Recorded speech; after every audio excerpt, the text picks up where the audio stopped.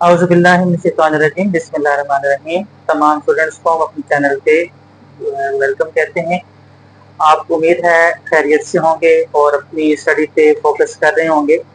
जैसा कि जो है वो आपको पता है कि हमने एक सीरीज के साथ फिजिक्स को स्टार्ट किया हुआ है, जिसमें हमने 9th फिजिक्स के जो है वो पहले 2 लेक्चर कंप्लीट किए हैं, जिसमें हमने इंट्रोडक्शन टू साइंस किया था और इंट्रोडक्शन टू फिजिक्स किया था। आज हम फिजिक्स का ही एक और जो है वो टर्म हम एक्सप्लेन करने वाले हैं, जो कि है ब्रांचेस ऑफ फिजिक्स। स्टूडेंट्स, जब भी कोई सब्जेक्ट होगा, कोई हमारे पास इल्म होगा, जैसे जैसे वो वसी होता जाता है, उसमें नॉलेज बढ़ता जाता है, तो उसको हम एक ही जो है वो उसकी डेफिनेशन में एक ही टर्म के अंदर उसको हम कंप्लीटली एक्सप्लेन नहीं कर सकते। तो उसके लिए हम क्या करते हैं, उसकी डिफरेंट ब्रांचेस बना लेते हैं। ये ब्रांचेस जो हैं वो उनकी कैटेगरी वाइज होती हैं। मुख्तलिफ चीजें जो एक जैसी कैटेगरी से ताल्लुक रखती हैं, उनको जो है वो हम एक ही ब्रांच के अंदर स्टडी करते हैं, ताकि उसको समझना हमारे लिए आसान हो जाए। तो स्टार्ट करते हैं हम आज का लेक्चर, जिसमें हम ब्रांचेस ऑफ फिजिक्स को देखेंगे। फिजिक्स की डेफिनेशन को एक दफा हम रिवाइज कर लेते हैं। हमने देखा था कि फिजिक्स जो है वो फिजिक्स जो है वो एक साइंस की ब्रांच है, जिसमें हम मैटर, एनर्जी और उनके इंटर रिलेशन को हम डिस्कस करते हैं। तो इसी चीज को हम आगे ब्रांचेस के अंदर फर्दर डिस्कस करेंगे। जो सबसे पहली ब्रांच है फिजिक्स की, वो है मैकेनिक्स। ठीक है, मैकेनिक्स जो है ये हमारे पास फिजिक्स की वो ब्रांच है जिसमें हम स्टडी करते हैं मूवमेंट को, मोशन को। ठीक है, मोशन क्या होती है? जब भी कोई बॉडी अपने इर्द गिर्द के लिहाज से, अपनी सराउंडिंग के लिहाज से अपनी जगह चेंज कर रही होगी, अपनी पोजीशन चेंज कर रही होगी, तो हम कहते हैं कि बॉडी जो है वो मूवमेंट में है। ठीक है, तो मूवमेंट में जब कोई बॉडी होगी तो उससे रिलेटेड कुछ टर्म्स फिर हम उसको डिस्कस कर लेते हैं। तो जितनी भी टर्म्स हम मूवमेंट से रिलेटेड देखते हैं, या जो मोशन के इफेक्ट्स होते हैं, मोशन प्रोड्यूस क्यों हो रही है, मोशन जो है वो कब तक कंटिन्यू रह सकती है, तो ये सारी चीजें हम जो है मैकेनिक्स के अंदर डिस्कस करते हैं। ठीक है, लेट्स सपोज हम ये कंसिडर करते हैं कोई एक ऑब्जेक्ट है, वो यहाँ पे जो है वो इस पोजीशन पे पड़ा है, उसको कहते हैं कि ए पोजीशन पे है। ठीक है, और अब उसको अगर कोई फोर्स लगा के उसको मूव करवा देते हैं और वो यहाँ पे बी पॉइंट पे आ जाता है, तो यहाँ तक उसकी कुछ अब टर्म्स आ सकती हैं। फॉर एग्जाम्पल हम कह सकते हैं कि हमारी जो बॉडी है वो ए से बी पॉइंट की तरफ जब मूव उसने किया है, तो उसका कितना डिस्टेंस कवर हुआ है। ठीक है, तो डिस्टेंस हमारे पास जो है वो फिजिक्स की टर्म है। ठीक है, जिसको हम मैकेनिक्स के अंदर डिस्कस कर रहे होते हैं। इसी तरीके से हम कह सकते हैं कि जब वो मूव कर रहा था तो उसमें कितनी स्पीड थी। ठीक है, या हम कह सकते हैं उसमें कितनी वेलोसिटी थी। ये सारी टर्म्स जो है वो आगे जाके इनको हम जो है वो डिटेल के साथ डिस्कस करेंगे। ठीक हो गया। तो इसी तरीके से हम कह सकते हैं उसके अंदर कितना एक्सेलरेशन है, उसका मोमेंटम कितना है। तो ये सारी जो टर्म्स हैं, ठीक है, या फिर हम ये भी कह सकते हैं कि मूवमेंट प्रोड्यूस क्यों हुई है। ये सारी की सारी चीजें जो है वो फिजिक्स की जिस ब्रांच के अंदर डिस्कस की जाती हैं, उसको हम कहते हैं मैकेनिक्स। ठीक हो गया। सेकंड जो चीज हमारे पास आती है वो है हीट। स्टूडेंट्स, आपको याद होगा, अभी हमने रिवाइज भी किया है, पिछले लेक्चर में भी हमने देखा है कि फिजिक्स जो है वो मैटर, एनर्जी और उनका इंटर रिलेशन है। ठीक है, तो एनर्जी की जितनी भी टाइप्स होंगी उनको हम फिजिक्स के अंदर क्योंकि डिस्कस कर रहे होते हैं, और एनर्जी की हर एक टाइप जो है वो इतनी ज्यादा वसी है कि उसको हम अलग से एक ब्रांच के अंदर डिस्कस कर रहे होते हैं। तो हीट भी जो है वो हमारे पास जो है वो एनर्जी की एक स्टेट है, एनर्जी की एक फॉर्म है। ठीक है, जो कि जब हमारे पास कोई रेजिस्टिव फोर्स होगी तो उन दो ऑब्जेक्ट्स के दरमियान जो है वहां पे हीट प्रोड्यूस हो रही होगी। जब हम किसी चीज को जला रहे होते हैं, बर्न कर रहे होते हैं, तो वहां से भी प्रोड्यूस हो सकती है। तो इस तरह से जो है वो हीट प्रोड्यूस कैसे हो रही है, हीट जो है वो किस तरह से एक जगह से दूसरी जगह ट्रांसफर होगी, और इसके साथ साथ जो है वो उसके इफेक्ट क्या होंगे। जब हीट मूव कर रही होगी तो उसकी वजह से इर्द गिर्द क्या असर पड़ेगा। जब हम हीट किसी बॉडी के अंदर जो है वो इंटर कर रहे होते हैं, उस बॉडी पे क्या इफेक्ट होता है। जब उसमें से हम उस हीट को निकाल रहे होते हैं, उस पर क्या असर होता है। ठीक है, तो ये इवन के हर एक चीज, ठीक है, इसको जब हम डिस्कस कर रहे होते हैं फिजिक्स में, तो जिस ब्रांच में हम इसको डिस्कस करते हैं वो हमारी होती है हीट। ठीक है, लेट्स सपोज हमने किसी चीज को जलाया है। ठीक है, कोई हमारे पास कोई एक ऑब्जेक्ट है, उसको जो है वो अगर हमने जो है आग से जो है उसको अगर हमने जलाया है, तो उसका टेम्परेचर इंक्रीज हो जाता है। ठीक है, तो जो टेम्परेचर की टर्म है ये हम हीट के अंदर डिस्कस कर रहे होते हैं। तो इस तरह की बहुत सी हमारे पास ऐसी एग्जांपल्स हैं ये हम आगे जाके हमारा पूरा जो है वो 2 चैप्टर इसके ऊपर है, हीट के ऊपर, उनको हम जो है डिटेल के साथ डिस्कस करेंगे। फिर कंडक्शन, कन्वेक्शन, रेडिएशन वगैरह ये सारी चीजें जो है वो हमारी हीट की टर्म्स हैं, जिनको हम उसके अंदर जो है वो सारी डिस्कस कर रहे होते हैं। इसके बाद जो हमारे पास जो ब्रांच आती है वो है साउंड। ठीक है बेटा, जिस तरह हमने पहले देखा है कि हमारे पास जो हीट है वो हमारे पास एनर्जी की एक फॉर्म है, इसी तरीके से साउंड भी हमारे पास एनर्जी की एक फॉर्म है। ठीक है, हीट भी मूव कर सकती है, साउंड भी मूव कर सकती है। साउंड प्रोड्यूस कब होती है? जब कोई भी ऑब्जेक्ट वाइब्रेट कर रहा होता है तो उससे साउंड प्रोड्यूस होती है। ठीक है, फिर उसके लिए खास उसकी फ्रीक्वेंसी होती है, फ्रीक्वेंसी की आप एक टर्म पढ़ेंगे। ठीक है, यानी कोई भी बॉडी जो है वो 1 सेकंड में कितना वाइब्रेट कर रही है, इसको हम फ्रीक्वेंसी कहते हैं उसकी। ठीक है, ये भी आप जो है वो डिटेल के साथ आगे डिस्कस करेंगे। तो इसमें जो है वो साउंड प्रोड्यूस कैसे हो रही है, साउंड को एक जगह से दूसरी जगह ट्रेवल करने के लिए कौन कौन सी जो है वो कंडीशंस हैं उसके ऊपर अप्लाई होती हैं, कब साउंड जो है वो ट्रेवल कर सकती है, कब साउंड ट्रेवल नहीं कर सकती, साउंड को सुनने के लिए मिनिमम फ्रीक्वेंसी कितनी होनी चाहिए, साउंड की मैक्सिमम फ्रीक्वेंसी हम कितनी सुन सकते हैं। ठीक है, जैसे आप देखते हैं कि कोई बहुत जो है वो स्लो साउंड होती है, जैसे कान में हम किसी की सरगोशी कर रहे होते हैं। ठीक है, तो वो हमारे पास बहुत कम फ्रीक्वेंसी की साउंड होगी। जब कोई किसी बड़ी गाड़ी का हॉर्न बजाया जाता है तो वो एक बहुत बड़ी साउंड होती है, उसकी फ्रीक्वेंसी ज्यादा होती है। तो इस तरह से हमारे पास डिफरेंट फ्रीक्वेंसी की साउंड होती है। तो साउंड की फ्रीक्वेंसीज, साउंड है क्या चीज, कैसे प्रोड्यूस होती है, कैसे ट्रेवल करती है, इससे रिलेटेड कौन कौन से इंस्ट्रूमेंट जो हम यूज करते हैं, ये सारी की सारी जो हमारे पास डिटेल है, हम जिस ब्रांच के अंदर इसको डिस्कस करते हैं वो हमारी जो है वो साउंड है। ठीक है बेटा, इसमें एक और चीज आप याद रखेंगे, जो है वो ये आपके लिए मैं ट्रिक भी बता रहा हूं, आप फिजिक्स में देखेंगे, केमिस्ट्री के अंदर देखेंगे, इवन के बायो के अंदर भी देखेंगे। आपकी कुछ टर्म्स ऐसी होती हैं जो कि बार बार रिपीट हो रही होती हैं, या वो किसी के साथ कुछ जो है वो इनिशियली वर्ड लिखे होते हैं, वहां से आप उनकी पहचान कर सकते हैं। ठीक है, मोस्टली जहां पर जो है वो हीट यूज हो रही हो तो वहां पर एक वर्ड यूज होता है, उसको हम कहते हैं थर्मो। ठीक है, जहां पर थर्मो का वर्ड होगा, थर्मामीटर है, ठीक है, इस तरह की जो है वो कोई भी टर्म है जो है वो वहां पे हीट जो है वो यूज हो रही होगी। ठीक है, इसी तरीके से हमारे पास जो नेक्स्ट जो हमारे पास यहाँ पे ब्रांच आती है फिजिक्स की, वो है लाइट। ठीक है, जिसमें मैंने अभी आपको बताया है कि जहां पर हीट होगी थर्मो का वर्ड होगा यहाँ पे, तो मोस्टली जो है वो ऑप्टिक का वर्ड साथ लगा होगा, जहां पर जो है वो लाइट का जिक्र हो रहा होगा, या फिर फोटो का वर्ड होगा। ठीक है, बायो के अंदर आपने पढ़ा होगा फोटोसिंथेसिस। ठीक है, जहां पर जो है वो जो पौधे होते हैं वो अपनी जो है वो ग्लूकोज तैयार कर रहे होते हैं, तो ग्लूकोज की तैयारी में वहां पे हमारे लिए जो एक सबसे जरूरी चीज होती है वो लाइट होती है। लाइट के बगैर हम वहां पे फोटोसिंथेसिस का प्रोसेस नहीं कर सकते। तो वहां पे फोटो का वर्ड आ रहा है तो इट मींस उसका ताल्लुक जो है वो लाइट के साथ होगा। तो इसी तरीके से ऑप्टिक का वर्ड भी आ सकता है उसके साथ। तो ये जो हमारे पास जो ब्रांच है फिजिक्स की, इसके अंदर हम लाइट को कंप्लीटली डिस्कस करते हैं कि लाइट है क्या चीज, लाइट जो है वो किस तरह से प्रोड्यूस हो रही होती है, किस तरह से ट्रेवल कर रही होती है। जैसे जो है वो जैसे हमने हीट में देखा है, जब किसी चीज को जलाया जाता है तो वहां से जो है वो हीट प्रोड्यूस हो रही है। जब कोई चीज जल रही होती है तो वहां से लाइट भी प्रोड्यूस हो रही होती है। ठीक है, जिस तरह आग है, आग जब जल रही होती है तो आप उसको देखते हैं कि वो उसमें जो है वो तपिश होती है, वो उसमें जो है वो हीट होती है।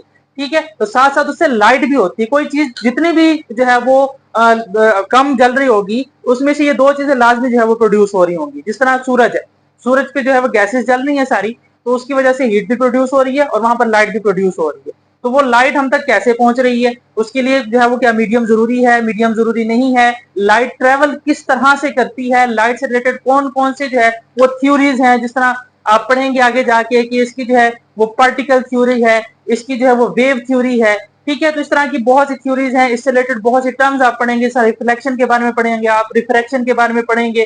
तो ये सारे टर्म्स जो हैं वो आप लाइट से रिलेटेड जो है वो आगे जाके पढ़ने वाले हैं। ठीक है, तो हमारे पास फिजिक्स की वो ब्रांच है जिसके अंदर हम लाइट को डिस्कस करते हैं, लाइट के इफेक्ट्स को डिस्कस करते हैं, उससे रिलेटेड इंस्ट्रूमेंट कौन कौन से जो है वो यूज हो रहे हैं। तो ये सारी चीजें कंप्लीटली जो है वो हम डिस्कस करते हैं इसको फिजिक्स के इस ब्रांच के अंदर। ठीक है बेटा, नेक्स्ट चीज आ गई इलेक्ट्रिसिटी एंड मैग्नेटिज्म। ये बेसिकली एक हमारे पास ऐसी ब्रांच है जिसके अंदर हम देख रहे होते हैं चार्जेस को, चार्जेस से प्रोड्यूस होने वाले इफेक्ट। ठीक है बेटा, जिस तरह अभी हमने देखा है कि हीट के लिए थर्मो का एक वर्ड यूज हो रहा होता है बार बार, लाइट के लिए फोटो का वर्ड यूज हो रहा होता है, इस तरह जहां पर इलेक्ट्रो का वर्ड यूज होगा, बेटा इलेक्ट्रो का जो ताल्लुक है वो चार्जेस के साथ। जिस तरह आप इलेक्ट्रिसिटी देखते हैं, आप जो है वो इलेक्ट्रोमैग्नेटिज्म देखते हैं, ठीक है, इलेक्ट्रोलाइसिस देखते हैं, केमिस्ट्री के अंदर आपने पढ़ा होगा, तो वहां पे भी चार्जेस का जिक्र होता है। जहां पर इलेक्ट्रो का वर्ड होगा उस चीज का ताल्लुक चार्जेस के साथ ही है। ठीक हो गया। फिर जब चार्जेस जो है वो किस तरह से प्रोड्यूस हो रहे होते हैं, चार्जेस होते क्या है, चार्जेस की कितनी टाइप्स हैं, चार्जेस जो हैं वो जब रेस्ट में हो तो फिर क्या होता है, जब मूव कर रहे हो तो क्या होता है, उससे रिलेटेड जो है वो इंस्ट्रूमेंट कौन कौन से हैं, उनका मैग्नेटिज्म के साथ क्या रिलेशन है। ठीक है, जब भी चार्जेस मूव कर रहे होते हैं, ठीक है, जब जिसको हम इलेक्ट्रिसिटी कहते हैं, इलेक्ट्रिसिटी जब होती है तो जो कंडक्टर, जिस कंडक्टर में से वो चार्जेस पास कर रहे होते हैं वहां पर मैग्नेटिक प्रॉपर्टीज उसकी जो है वो प्रोड्यूस हो जाती है। वो मैग्नेट होता नहीं है लेकिन चार्जेस की वजह से वो मैग्नेट बन जाता है। तो ऐसा मैग्नेट को हम इलेक्ट्रोमैग्नेट कहते हैं। ठीक है, जिसमें वो उस वक्त तक वो मैग्नेट रहेगा जब तक उसमें से जो है वो चार्जेस पास कर रहे होंगे। तो ये हमारे पास जो है वो फिजिक्स की वो ब्रांच है जिसमें हम देखते हैं चार्जेस और उनका रिलेशन मैग्नेटिज्म के साथ। ठीक है, चार्जेस रेस्ट में भी हो सकते हैं या फिर इसको हम कह सकते हैं कि चार्जेस जो है वो हमारा जो है वो मूविंग चार्जेस भी हो सकते हैं। ठीक है बेटा, नेक्स्ट हमारे पास चीज आती है वो है एटॉमिक फिजिक्स। कल हमने इसको डिस्कस भी किया था। जो एटम है वो किसी भी नॉन लिविंग थिंग का जो है वो सबसे बेसिक जो है वो यूनिट होता है जिससे मिलकर हमारी तमाम जो नॉन लिविंग थिंग्स है वो बनी होती है। तो एटम जो है, जब तक अभी हमने जो है वो एटम को जो है वो अभी डिवाइड नहीं किया था। ठीक है, क्योंकि एटम को आप देखें तो एटम का जो वर्ड है इसका मतलब होता है नाकाबिले तकसीम। ठीक है, जिसको आप डिवाइड ना कर सके, एक ऐसा पार्टिकल जो इतना छोटा हो कि जिसको आप मजीद डिवाइड ना करें। जिस तरह एक पेज होता है, आप पेज को जो है वो फाड़ें, ठीक है, उसके टुकड़े बन जाएंगे, आप उसको मजीद फाड़ते जाएं और एंड पे जो है वो इतना उसका जो है वो एक जरा सा बच जाए जिसको आप मजीद जो है वो डिवाइड ना कर सकते। तो उसको हम जो है वो इसकी साइंस के टर्म में उसको हम एटम कहते हैं। ठीक है, लेकिन हम जानते हैं कि जो है वो फिर बाद में इलेक्ट्रॉन, प्रोटॉन, न्यूट्रॉन की जो है वो डिस्कवरी हुई। इट मीन्स कि अगर एटम को डिवाइड किया जा सकता है तभी उसके अंदर हम देख सकते हैं।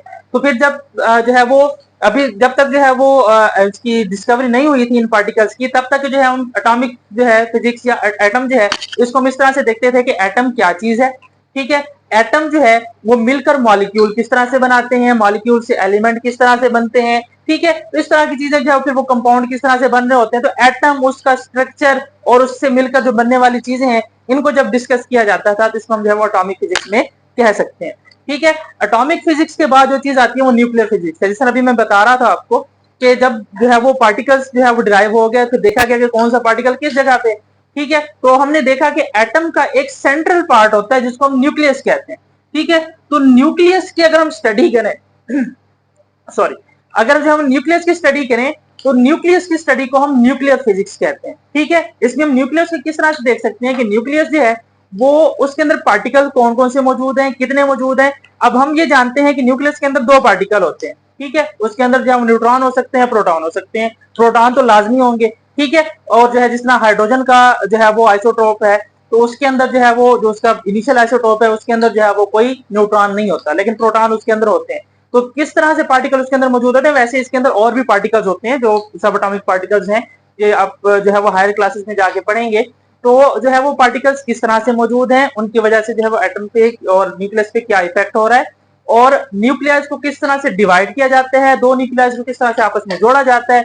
ठीक है, तो ये सारी जो है वो जो हम चीजें पढ़ेंगे वो हम देखेंगे न्यूक्लियर फिजिक्स के अंदर। ठीक है, जिसमें हम न्यूक्लियाई और उसके पार्टिकल्स को उसका जो है वो किस तरह से हम उसको जो है डिवाइड कर रहे होते हैं, उसकी जो कंप्लीट स्टडी, न्यूक्लियस की हम कंप्लीटली जिसके अंदर स्टडी करते हैं उसको जो है हम न्यूक्लियर फिजिक्स कहते हैं। इसके बाद जो हमारे पास चीज आती है वो है प्लाज्मा। बेटा आप छोटी क्लासेस के अंदर आपने पढ़ा होगा कि जो मैटर है, मैटर की तीन स्टेट्स होती हैं, सॉलिड होती है, लिक्विड है और हमारे पास गैस है। ये तीन स्टेट्स आपने जो है वो पढ़ी होंगी छोटी क्लासेस में। ठीक है, लेकिन जो मैटर है इसकी एक और स्टेट भी है जिसको हम कहते हैं प्लाज्मा।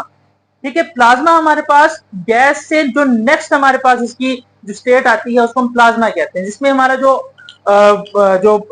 एटम्स हैं वो अपने आयनिक फॉर्म के अंदर होते हैं। जो मैटर है वो अपने आयनिक फॉर्म के अंदर होता है। ठीक है, जिसके अंदर उसमें आयंस बन जाते हैं। तो ये हमारे जो है उसको प्लाज्मा फिजिक्स कहते हैं। ये चैप्टर 7 के अंदर प्लाज्मा को जब डिस्कस किया जाएगा तो इंशाल्लाह इसको हम कंप्लीटली डिस्कस करेंगे कि प्लाज्मा होता क्या है, बनता किस तरह से है। ठीक है, किस तरह से इफेक्ट डालता है, किन किन चीजों पे इसके अंदर जो है वो चेंजिंग आती है। तो ये सारी चीज जो है इंशाल्लाह हम चैप्टर 7 के अंदर जब हम प्लाज्मा को डिस्कस करेंगे तो उसमें हम जो है वो कंप्लीटली उसको देखेंगे। ठीक है, फिर हमारे पास आ जाते हैं जियो फिजिक्स। बेटा जियो का मतलब होता है अर्थ, जमीन। ठीक है, जहां पर भी जियो का वर्ड आ जाए आप समझ जाएंगे इसका ताल्लुक जो है वो अर्थ के साथ है। जिस तरह हमने देखा कि थर्मो का वर्ड जो है वो हीट के लिए यूज होता है, फोटो का वर्ड जो है वो लाइट के लिए यूज होता है, इलेक्ट्रो का वर्ड जो है वो चार्जेस के लिए यूज होता है। इसी तरीके से जो जियो का वर्ड है वो अर्थ के लिए होता है। ठीक है, जब हम अर्थ के इंटरनल स्ट्रक्चर को देख रहे होते हैं, ठीक है, हम जानते हैं कि जो अर्थ है वो इस तरह से राउंड है। ठीक है, अगर देखा जाए तो वो राउंड है। ठीक है, राउंड टाइप है। लेकिन जिस जगह पे हम रहते हैं तो वो बिल्कुल फ्लैट सरफेस होती है। इसी तरह की यानी कि नॉर्मल हम अर्थ की बात कर रहे हैं। अब इसके ऊपर पहाड़ भी हो सकते हैं, इसमें समंदर भी हो सकता है, ठीक है, इसमें दरिया भी हो सकते हैं, इसमें और भी बहुत सारे जंगलात वगैरह मुख्तलिफ चीजें हो सकती हैं, फ्लैट सरफेस भी हो सकती है। लेकिन जब हम उसके इंटरनल स्ट्रक्चर जो हमारे पास सरफेस ऑफ अर्थ है, इसके अंदर हम देखें इसके जो है वो कितने पार्ट हैं, अर्थ की जो स्ट्रक्चर है वो किस तरह का है, वहां पर जो है वो उसके कितने पार्ट्स हैं। वैसे इसको हम 3 पार्ट्स में जो है वो डिवाइड करते हैं, इसके जो सरफेस से नीचे, तो उसमें कौन सा हिस्सा जो है वो कितनी जगह पे है, ठीक है, कहां पर हमारे पास जो मिनरल्स मौजूद है, कहां पे जो हमारे पास थर्मल वेल्स मौजूद हैं जहां पे हम बना सकते हैं, तो वहां पे प्लाज्मा मैग्मा अगर है तो वहां पे हम थर्मल वेल्स बनाते हैं, तो कहां के लिए वो मौजूद होगा।